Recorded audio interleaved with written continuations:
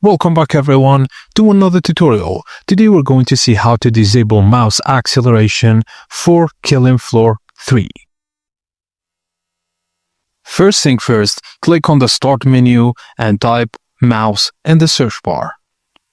Select mouse settings from the results. Now in the mouse settings window, click on additional mouse options, usually on the right side. Go to the Pointer Options tab and uncheck the box labeled Enhance Pointer Precision. This is Windows' name for mouse acceleration.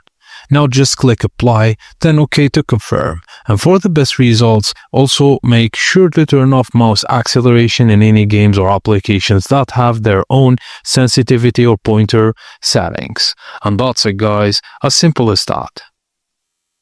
Thank you guys for watching, and please don't forget to like and subscribe for more tips and tricks like this.